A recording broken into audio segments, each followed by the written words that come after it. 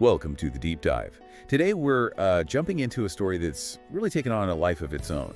We're talking about the aftermath of the young actor Yu Menglong's fatal fall in Beijing back on September 11th. It started as a tragedy, but, well, it's become something else entirely. It really has. It's evolved into this really contested narrative about truth, about censorship and accountability, way beyond just an accident report. Absolutely. So our goal today is to sort of unpack all the information floating around, these alleged messages, the official responses, everything. Yeah, and try to understand why public suspicion isn't just there, but seems to be actively growing, pushing back against the official story. Okay, so let's start with what really kicked things off, almost immediately, right? Right. This text message started going around. That's right, the alleged message to his mother. Saying something like, that money isn't earned by me, it's dirty. Yeah. And boom, just like that, the narrative shifts. Instantly. From tragic accident to potential coercion, maybe financial pressure, even foul play speculation, it opened up a whole can of worms. But then you have the direct contrast, which makes this so complicated. His mother. Exactly. His mother has come out repeatedly, very publicly, sticking to the official conclusion, an accidental fall after drinking. And she's pleaded for privacy, for people to stop spreading rumors, which is completely understandable given the circumstances. Absolutely. It's heartbreaking, but her pleas haven't really quelled the speculation. Why do you think that is? Why isn't her word, enough here? Well, I think it speaks to a deeper issue. It seems the public distrust isn't necessarily aimed at the mother's grief, but maybe more at the speed and perceived lack of transparency from the institutions involved. Okay. And this distrust gets amplified, right? By other things flying around online. You mean the clips and reports? Yeah, exactly. Unverified stuff, mind you. Clips supposedly showing him distressed, maybe screaming before the fall, or reports of, unexplained injuries, bandages seen afterwards. Even if those things are later proven false or taken out of context.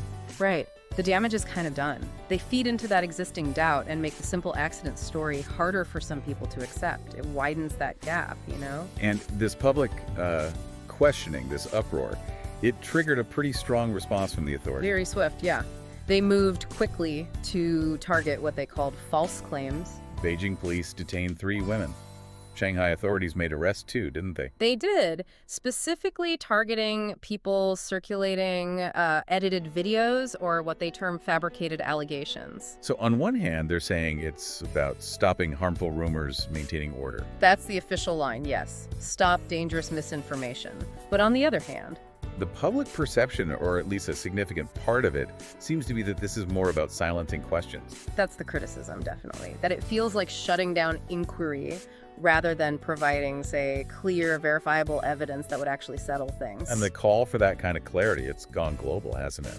Oh, absolutely. You've got online petitions with, over 180,000 signatures demanding forensic transparency. Wow. And his Weibo account gained over 1 million new followers after his death. That shows the sheer scale of public interest and maybe suspicion. Plus those translated insider exposés circulating outside mainland China. Right, which authorities have less control over. And you even see these symbolic actions like the veteran manager Sun Durong in Taiwan. Staging a temple ceremony. Yeah, praying for divine justice, essentially.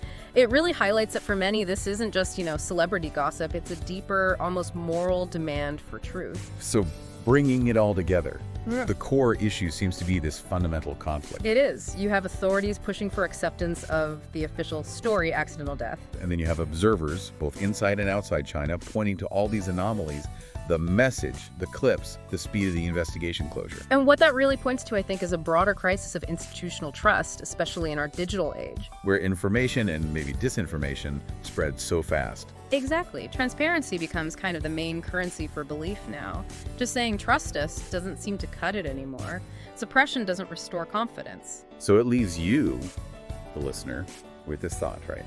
If the truth really is simple, wouldn't full transparency like releasing forensic reports, detailed evidence, be the best way to honor the family and end the speculation? You'd think so. And if the truth is more complex, Well, then society is arguably owed accountability for whatever facts are still being obscured. The big question hanging over all this is just, what will it actually take? What level of transparency is needed for the truth, whatever it is, to finally come out and be widely accepted? And that's our deep dive for today. Right. Don't forget to like, share, and subscribe for more reviews and content on the latest news, movies, dramas, and books. Yeah, and hit that bell icon so you won't miss any new updates.